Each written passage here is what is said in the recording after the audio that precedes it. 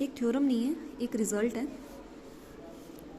कि अगर कोई सेट जिसमें सिर्फ एक ही एलिमेंट हो, मीन सिंगल्टन सेट है जिसमें सिर्फ एक जीरो एलिमेंट है, तो ये सेट लीनियरली डिपेंडेंट होगा या इंडिपेंडेंट, या एक सिंगल्टन सेट जिसमें एक नॉन जीरो एलिमेंट है वो लीनियरली डिपेंडेंट होगा या इंडिपेंडेंट।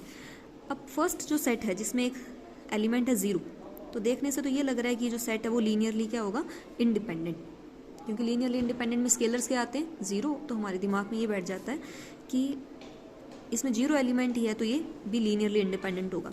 पर फैक्ट ये है कि ये लीनियरली क्या होता है, डिपेंडेंट। और एक सेट जिसमें एक नॉन जीरो एलिमेंट है, एक नॉन जीरो एलिमेंट है, वो सेट क्या होता है, लीनियरली इंडिपेंडेंट। कैसे? तो फर्स्ट कि जो सेट मेरे पास है सिंगल्टन सेट जिसमें एक एलिमेंट है जीरो, ये लीनियरली डिपेंडेंट होगा कैसे? तो जब भी लीनियरली डिपेंडेंस हम चेक करते हैं तो हम क्या करते हैं, लीनियर कॉम्बिनेशन लेते हैं जिस भी सेट को हम लीनियरली डिपेंडेंट या इंडिपेंडेंट चेक करना चाहते हैं, और उसे हम किसके इक्वल रखते हैं, जीरो के बराबर।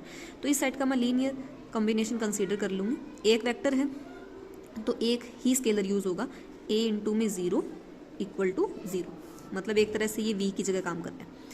तो एक वेक्टर का लीनियर कॉम्बिनेशन मैंने क्या ले लिया, जीरो। तो मैंने ये भी बताया था कि अगर इस एक स्केलर है और इसी स्केलर की वैल्यू अगर जीरो आ जाती है तब तो ये सेट क्या होगा, लीनियरली इंडिपेंडेंट, और अगर इसकी वैल्यू नॉन जीरो आ जाती है तो ये क्या हो जाएगा, linearly dependent.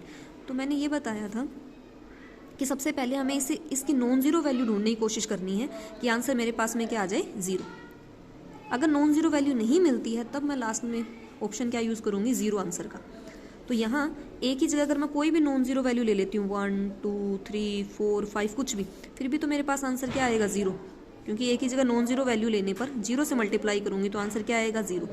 Mean there exist a non zero value of a such that result one holds, कि ए की नॉन जीरो वैल्यू लेने पर भी मेरे पास क्या आ रहा है, आंसर जीरो आ रहा है। इसका मतलब अगर स्केलर की नॉन जीरो वैल्यू आ जाती है तो वो सेट क्या होता है, लीनियरली डिपेंडेंट। इसलिए एक सिंगल्टन सेट जिसमें एक ही एलिमेंट होगा जीरो, वो क्या होगा, लीनियरली डिपेंडेंट।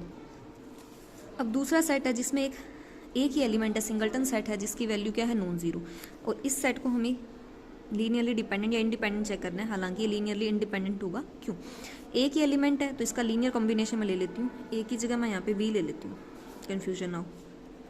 v की वैल्यू क्या है, नॉन जीरो, तो इसका लीनियर कॉम्बिनेशन मैं क्या लूँगी, जीरो के बराबर, और ये v वेक्टर है वो क्या है, नॉन जीरो है। अब क्या एक ही मैं कोई नॉन जीरो वैल्यू ऐसी लूँ कि इस v से मल्टीप्लाई करने पे आंसर जीरो आए, तो मुझे पता है कि किसी भी नॉन जीरो वैल्यू की किसी दूसरी नॉन जीरो वैल्यू से मल्टीप्लाई करने पे आंसर कभी भी जीरो नहीं आता। तो मैंने क्या कहा था, पहला ऑप्शन क्या चूज करना है, एक ही जगह नॉन जीरो वैल्यू लेके चेक करना है आंसर जीरो आता है या नहीं आता। पर मुझे पता है कि एक ही अगर मैं नॉन जीरो वैल्यू ले लेती हूँ और v नॉन जीरो वेक्टर के साथ मल्टीप्लाई करती हूँ तो आंसर कभी भी जीरो नहीं आएगा। तो इसमें ओनली पॉसिबिलिटी मेरे पास क्या बच गई,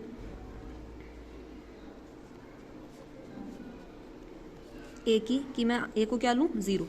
ए की वैल्यू जीरो लेने पर ही इस v वेक्टर से मल्टीप्लाई करने पे आंसर क्या आएगा, जीरो। तो एक स्केलर था उसकी वैल्यू भी अगर जीरो आ गई, इसका मतलब ये जो नॉन जीरो वेक्टर का जो सिंगल्टन सेट है वो क्या हो जाएगा, लीनियरली इंडिपेंडेंट। तो याद रखना है कि एक सिंगल्टन सेट जिसमें जीरो एलिमेंट है वो लीनियरली डिपेंडेंट होता है, एक सिंगल्टन सेट जिसमें नॉन जीरो एलिमेंट है वो क्या होता है, लीनियरली इंडिपेंडेंट।